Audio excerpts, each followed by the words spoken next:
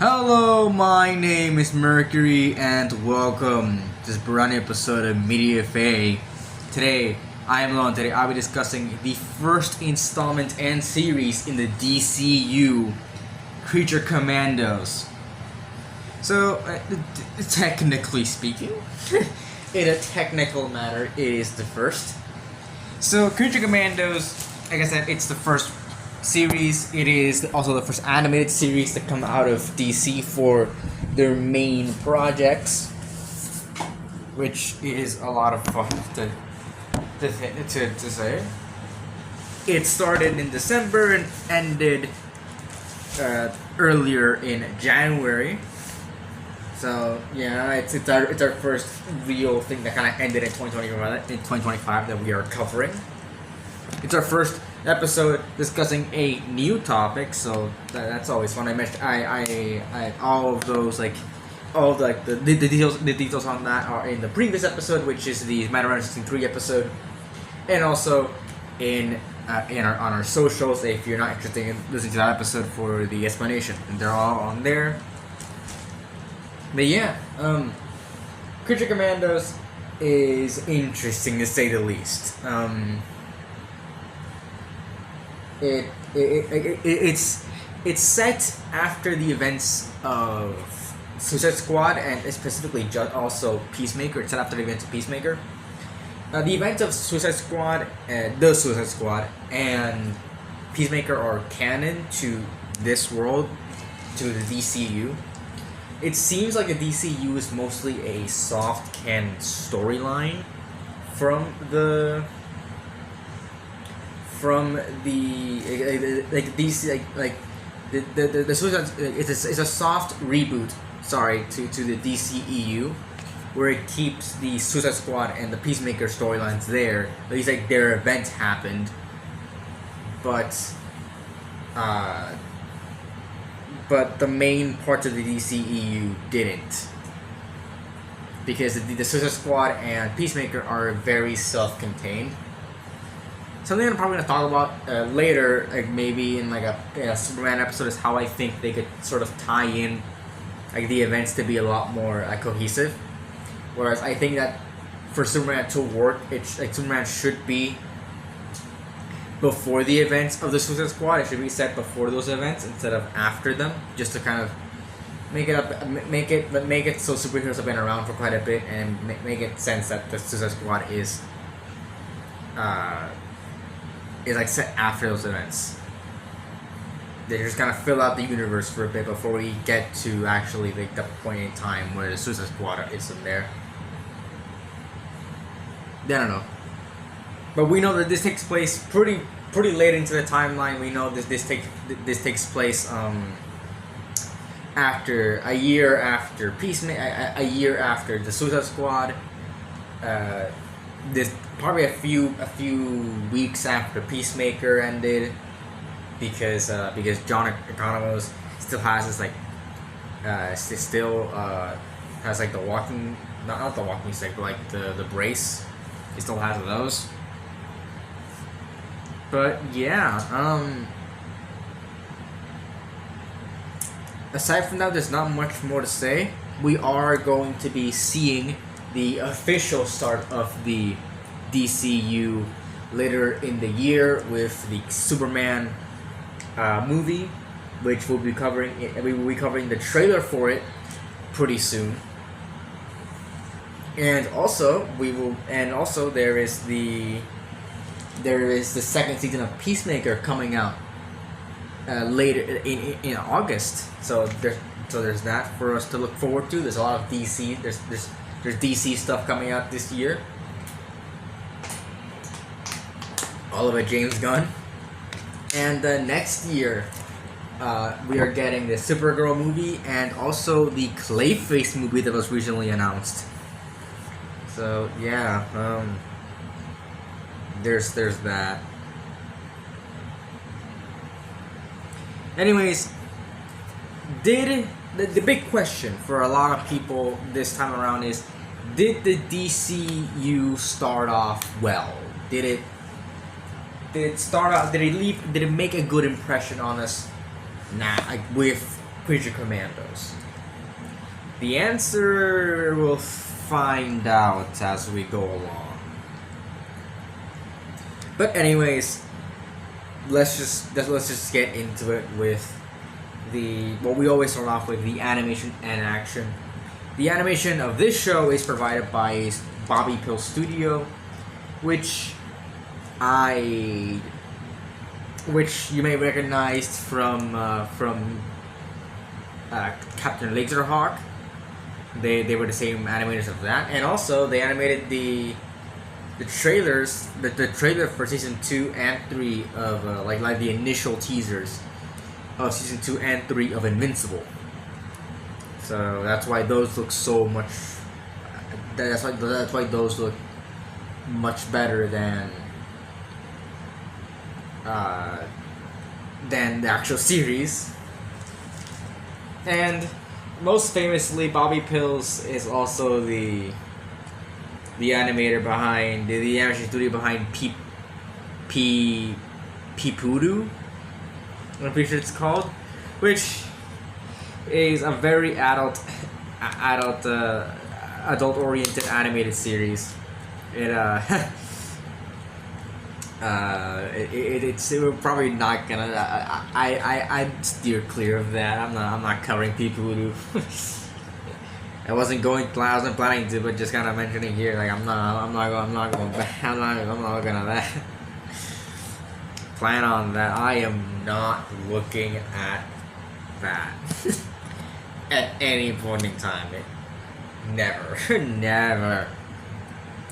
Consider it not happening. But yeah, same people behind that, and the animation and action is immaculate in this show. It is really, really good. The colors of the characters pop, especially people like Dr. Phosphorus. When we're in like the dark, it looks like he is it looks like he's glowing, like, and the choreography is great. Again, like not just him, but like not just his color, but like everyone, like everyone's colors in here, even like the dull colors kind of pop and like are very vibrant in it. There are no like great animation errors in here. Like there's not any like big animation errors. It's just like it's good 2D animation. Something that we don't really see a lot. Like sure, most adult animated series are hand drawn. They are 2D. But even then, like this show managed to excel above that, and we see what the studio can do with these DC characters, and they did a fantastic job, I feel, with the animation in the show. The action is fluid, it's vibrant, it's easily readable, but it goes at a fast pace too. Very creative. The gore is gory. It has some very, very interesting uses, like especially like Dr. Phosphorus, his like how they use his powers and how they animate his powers, and how they show like the real destructiveness of his powers is great. Like everyone looks good. There's not like anyone that just kind of looks bad. This animation is really, really good, and Bobby Pills, like they excel. Somehow this like very adult-oriented animated studio has some really good animation, and they're pretty, and they're gaining a lot of steam mainstream. They really are. They're getting they're gaining a lot of like popularity within, like at least like in the adult animated space. They have a lot of like support, not support, support, I guess. People like want them. They're really good animators, and you can really see it in this show. The animation doesn't falter at any point. It doesn't go down. It doesn't go down in quality at any point. It's just very well made. They really care. There's a ton of attention to detail. within the animation, it's one of the best parts of the show. Maybe even the best part of the show, really. It's just great. But that wasn't. But the animation, sure, it's a big part of the show and something that makes the show very, very good to watch. I love the animation here. It wasn't the big selling point. It was the fact that James Gunn is writing, directing, and all that shit. Like he's doing the show. So, and he's known for doing quite a bit of care for making great stories of characters. So, what do I think of how he wrote the show, how he wrote the characters? We talked about it before with Guardians of the Galaxy Volume 3, how I loved that movie. I'm pretty sure I gave it an A tier instead of an S tier. I think that's mainly because of Adam Warlock. But like aside from that, I probably should have given it an S tier. But I feel like I was a bit disappointed with Adam Warlock there. But whatever. How does James Gunn do the Creature Commandos, a brand new team? How do they do? Well, let's just get straight into it, right? First up, with Rick Flag Sr., which is the father of Rick Flag from the Suicide Squad movies. I feel like this character was mainly, like, I know he's from the comics. He's from the comics. Like, there is a Rick Flag Sr. in the comics. He's just not a very big player from what I've read. Rick Flag Sr. is not the biggest character in DC in general. He's mostly just kind of not there.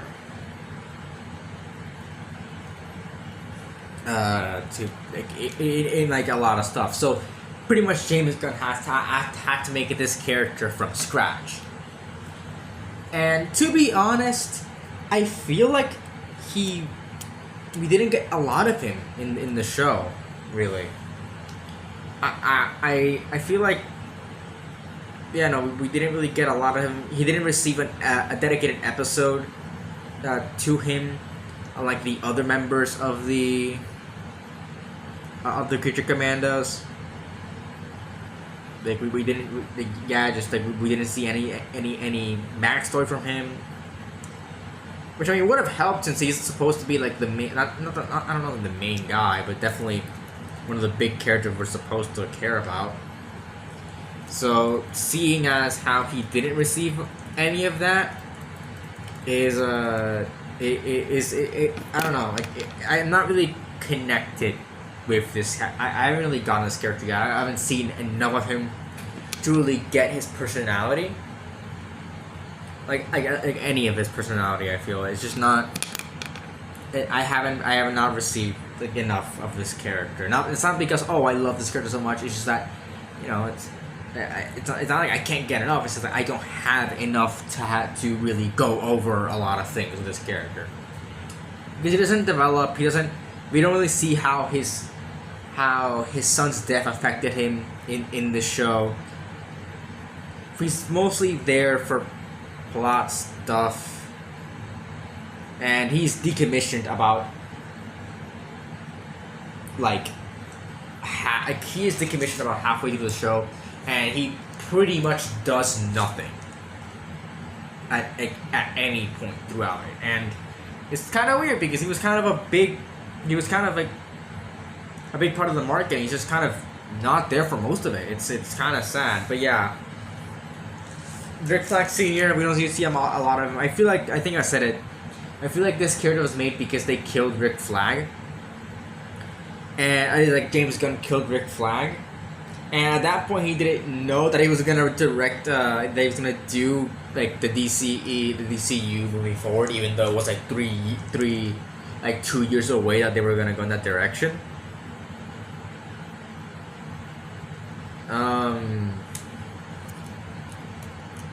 So he was like, well, I can't go and I can't do this now.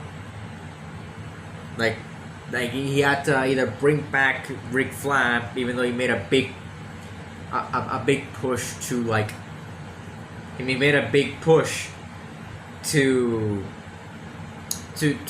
for about how Rick Flag's death affected Peacemaker. So he had to bring somebody back. Yeah, he had to either bring him back or use Rick Flag Senior and like make stories that way, and that's what he did. And I don't think it has landed just yet. We are just starting off with Rick Flag Senior. To be perfectly honest, we are just starting off this character.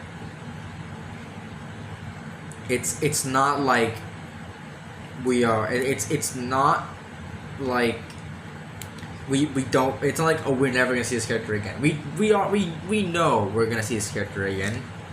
He's gonna be in Superman. He's gonna be in Peacemaker. We've seen him in like the Superman set photos. We haven't seen the Peacemaker set photos though. But we've seen him in the Superman photos, and he does look younger. He's portrayed by Frank Grillo, who is actually the actor behind Brock. I think it's Brock Rumlow or Crossbones in the MCU. So, and he does look kind of like how he looked in the MCU in Superman, which gives me hope that Superman is like a prequel to all these movies. It's a step before all these movies, instead of it being like how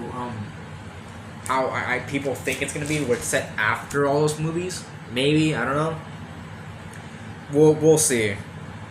But yeah, I think we need a lot more for Rick Flag. I feel like for Rick Flag Senior specifically, I feel like we're gonna get that characterization within Peacemaker, and just kind of put him in here to set him up later. But again, we'll see how it goes, because it's kind of confusing. It's kind of weird what they're doing here. But yeah, next up is The Bride, which I feel like fucking hell is the best developed character in the entire show, really. So she receives actual characterization. She's the first one we really see, like at the flashbacks within the show, and she's the one that really does develop within it. She is the only one I feel like develops within it. It's mainly through her friendship with Nina Mazursky that she does learn gain this sort of appreciation, and like actually develops into being much more of a nicer person. And we see how she suffered throughout all these years being chased by Eric Frankenstein, and then she finds Nina and she kind of like dismisses her at first, but then like learns to appreciate her, and then of course the finale happens and Nina is killed. So yeah, so we see how that affects her and all, and like I don't know, we kind of feeling that like her learning what love is, like at least platonic love, and even then how she reacted to that, and caring and all that, and we don't, and yeah, we see how it affects her, and we really. We see how it ends, and yeah, no, I feel like The Bride is definitely the best character in the show. She's given the most to do. She has a lot of cool action sequences. I love how violent she is. And obviously her friendship with Nina is enjoyable throughout the show. That's mainly a big part of the non-flashback portion, like the actual main plot. That's what it's mostly about. But aside from that, there's not much more to say about her.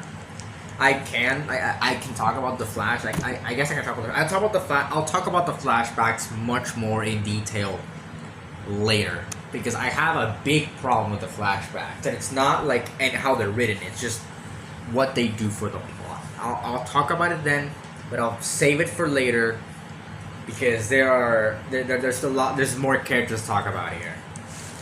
And yeah. But anyways, The Bride is the best written character. of the show, kind of tied with Nina. We'll talk about that later. So yeah, next up is G.I. Robot. So G.I. Robot is he's not much of a character really. I like him as a character. I think he's fun, but and how he like wants to kill Nazis, and like how like when he gets that moment by killing like Cersei's men, like that it's enjoyable. Like it's an enjoyable moment.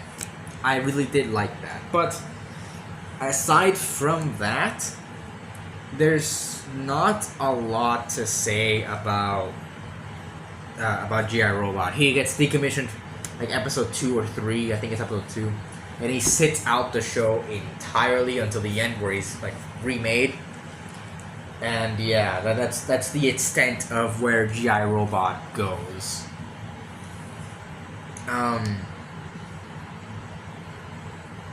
But yeah, no, like that's it. That's all G.I. Robot does. He's just kind of an enjoyable presence here and there. He does get his own episode to show off who like his backstory.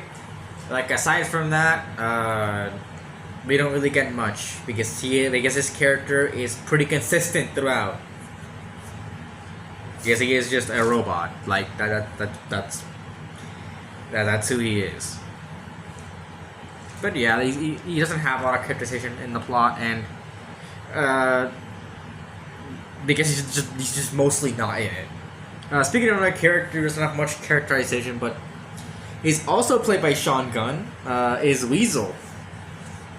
So Weasel is an interesting case. He appeared in the Suicide Squad, the second Suicide Squad movie, and he's brought back here as part of the Creature Commandos. And honestly, I'm not sure how to feel about him, about how they were handled him. I guess it's fine the way that they handled him within the show, like how they handled his backstory about him not killing 27 children, and instead he tried to save them, and we do see how animalistic he truly is. I guess it works, but I don't know, like turning like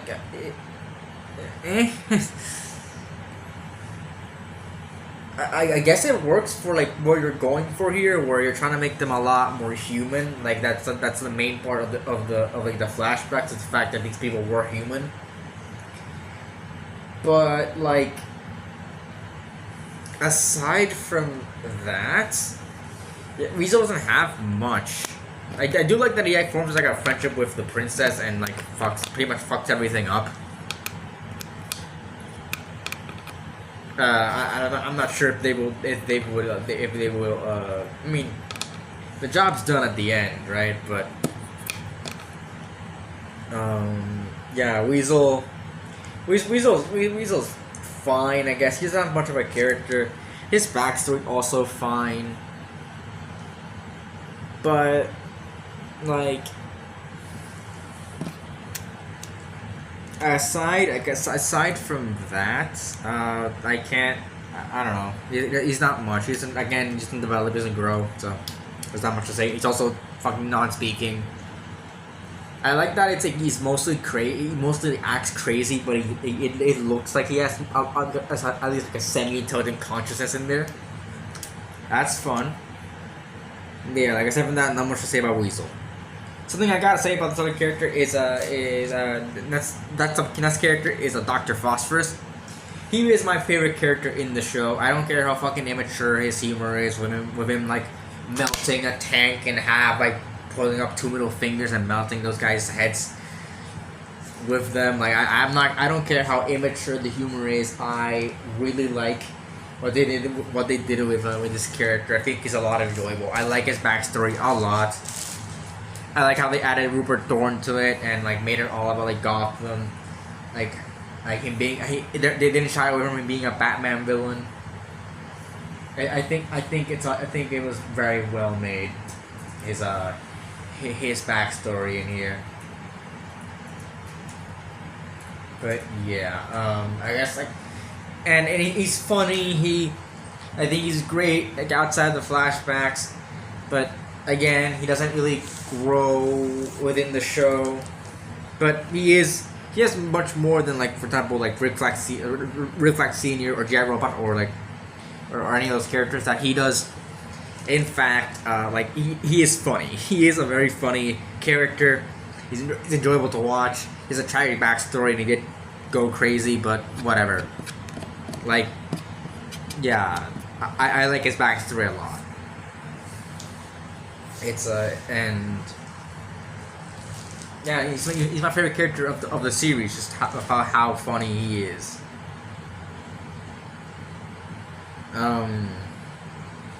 You know, let's just kind of move on to the next character, which is Nina Mazursky. Nina Mazursky is the most interesting character in the show. I think the second best written of the entire show. She legitimately did nothing wrong. Like, she is completely innocent within. She's completely innocent. She was only brought to like I think they're at Belle Reve because she was captured and she was sent in there. That's the only reason she's even in there. And then like she's the only one to die. Like, the only one to fully die. And we see how she doesn't really grow up, but I don't think she needed to with what her role was, and how she was handled within the plot. I feel like I feel like with even then like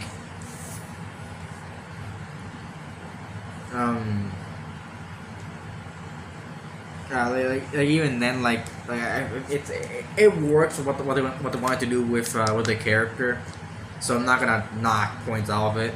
And it's her and she has like a very big tragedy like around her. That's what she really is, a tragic character.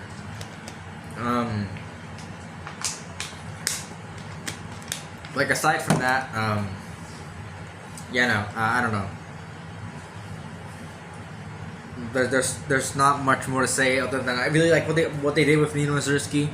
I feel like it's I feel like it works a lot the best with her being the one to die and her being innocent and all that, and really showing like who the real monster was in the scenario, being the princess, and like yeah, like how these are I guess as humans, but nobody really sees them that way. I feel like it's great. I feel like it's a great a great way to take the character, and I feel like her back. I feel like her flashback is like a very good one. Like for her own like dedicated episode, it's a very good one.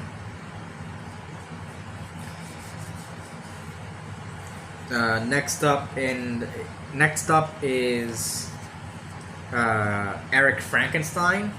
I feel like I like that Eric Frankenstein is like well spoken in this show. I feel like he is funny because of how like out of touch he is, but he's also just well spoken. But he's out of touch, and that makes it makes him funny. Also very overly violent.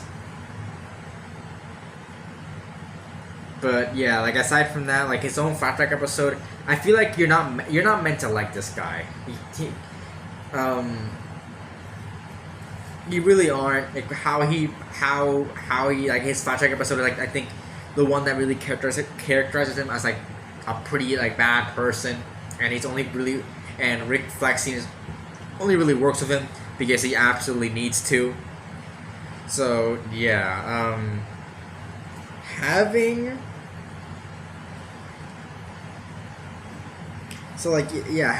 him be like a very unlikable but funny character and how unlikable he is, I feel like that's very well written.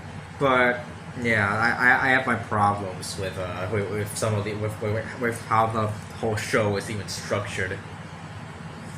But yeah, aside from that, there's not much more I want to say about Eric Frankenstein.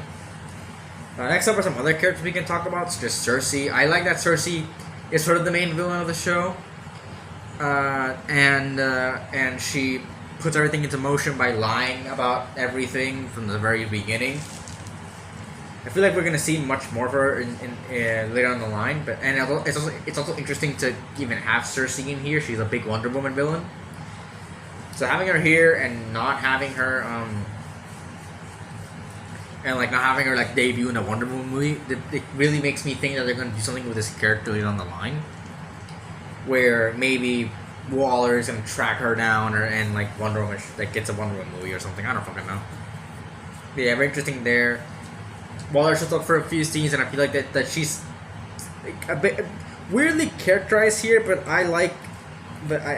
she says some things that I don't think she would have said, but I think it's fine. What they even do with this character.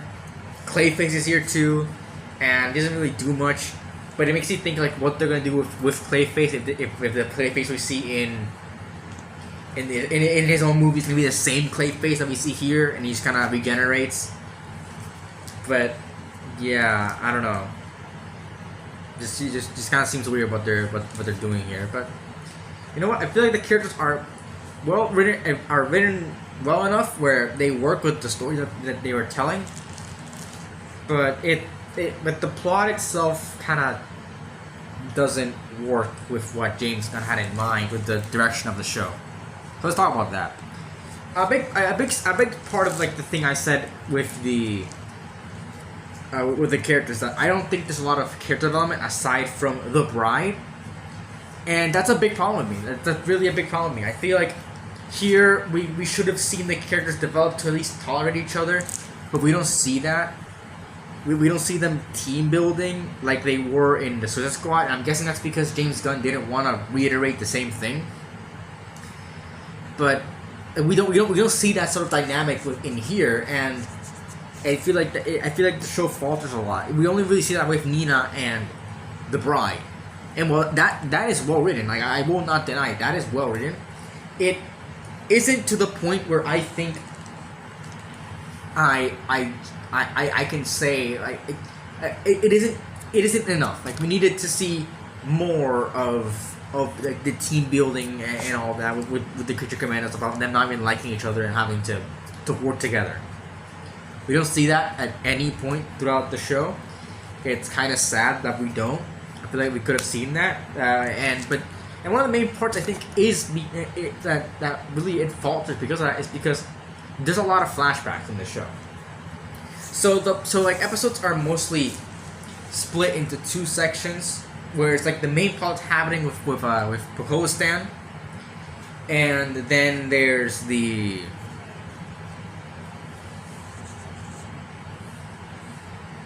then there's a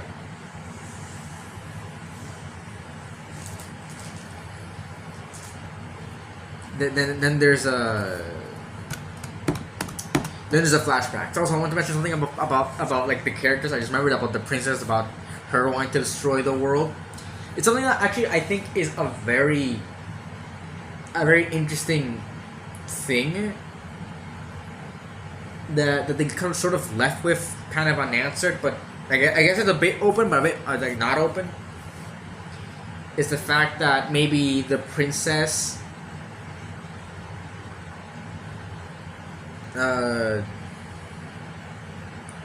maybe the princess was who Cersei said she was, but also maybe Cersei wanted to have her dead for her own reasons.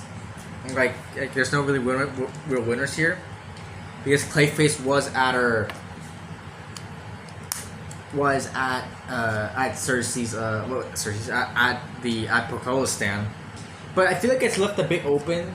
We really don't know if it's like seen as a slam dunk, but we don't. It's only the photo.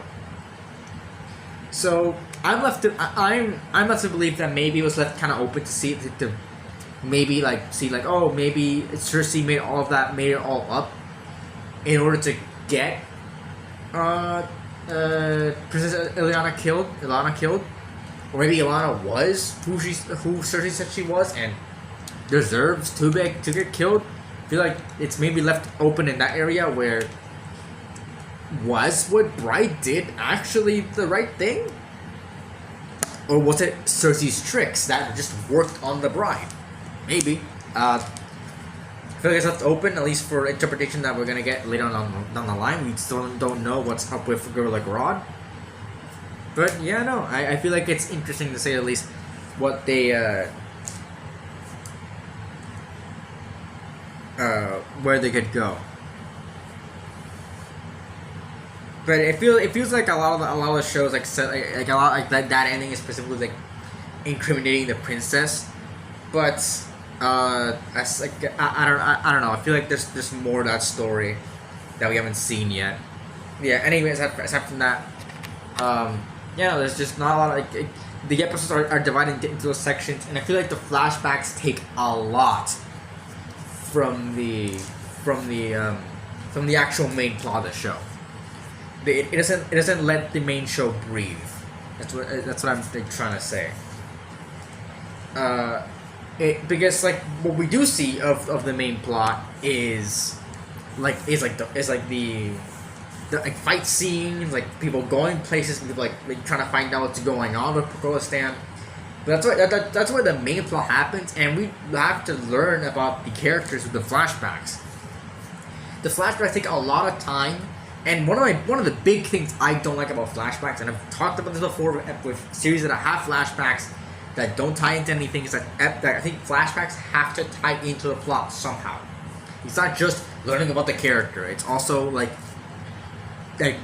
having consequences here, like, and at least like showing how that's affected the plot. And I feel like Nina's episode does that very well, showing the tragedy of a character there. But I feel like the others, we don't see how the flashbacks tie into the actual episode.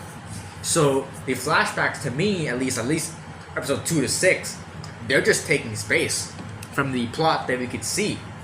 From like anything in the main plots, like that's what I feel like. It takes away from the show, and it's not like helping it in any capacity. It's just there. It's just kind of like it's just kind of there to know about the characters. But like we've seen James Gunn pull this off before with the Suicide Squad and Peacemaker. He's made flashbacks, like learning about these characters actually work. And for this show, it just kind of takes and also like make that part of the plot. But in here, it's just kind of not there. It's not like the only ones that actually make sense are the ones with the bride where we learn where because that's like going on. Like we learn about it about Eric, like the centuries like the centuries like of conflict that Eric and the bride have had. So that one also makes sense. But like the others, like Weasel, G.I. Robot, Dr. Phosphorus, we and Eric Frankenstein in general, it's kind of like we don't. That time could have been spent doing anything else, really. And we could have learned those things about those characters and how they behave within like the full plot. Like I understand what they want. I understand what James Gunn wants to go with, but I feel like it took away. Actually, it didn't really add much. It just kind of took away from like the actual plot of the show. So it feels like the show is kind of like going at a weird pace because it's kind of like half of the episode is mostly actually the plot, and also like the episodes here there's 7 episodes and they're all 20 minutes long. So it's going at a quick pace and going even quicker because the actual plot is shorter. So yeah, I feel like the plot really floundered there, and it didn't stick the landing, and it's a big part of why I don't think this show is great. It really is. Like I feel like this show could have been a lot better if it just kind of fits that. I feel like everything else, the characters are well written, but I feel like the actual main plot doesn't allow for character development to happen, at least for most of the characters. And the flashbacks take away from having that character development happen. So, and with this show, which is very character heavy, we don't get that. We really don't. But yeah, that's my real opinions about the plot. speaking of the future, we know that this is the first season of at least 2. Talking about the Creature Commandos, we see how. So yeah, just talking about the future. That's like I said about the plot. Talking about the future. We're gonna see a second season some point in the future. We know that Rick Flag Senior is reappearing in Peacemaker. This is season 2. So we're probably gonna see more of him, of his actual character in there. That's probably why James Gunn saved that character interactions for that show. And we're gonna see him in Superman. The Creature Commandos are probably coming back. I can definitely see the Creature Commandos coming back in live action as well, since James Gunn made the characters, cast the actors to portray the characters in both voice acting and both voice acting and live action. So we're probably gonna see some of those characters start popping up in live action. So yeah, cool stuff all around. I feel like with the show.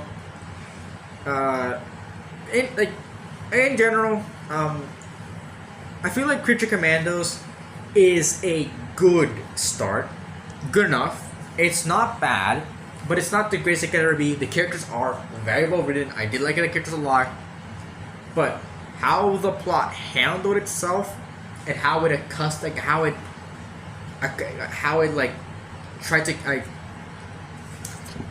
to correct itself to have the big character moments, the big character backstories and the actual plot. The backstory really hampered it. I feel like the show could have done a lot better of having it be longer, at least more episodes. Not more episodes, but definitely a longer runtime on the episodes. Around the time like maybe Invincible or something, having it be more, or at least just kind of tightening up the plot to allow. To allow the flashbacks to tie into what the characters are doing. But aside from that, it is a good enough show. It's a good enough show. It goes in the B tier. It's good enough. I like it. But I don't think it's the best thing that could have kickstarted the DCU, and I hope that it does get better for these characters down the line. So yeah, no, that's all I gotta say about Creature Commandos. Whatever you guys' opinions are on the show, leave in the comments below. All of our socials are in the description, and yeah, no, that's about it. See ya.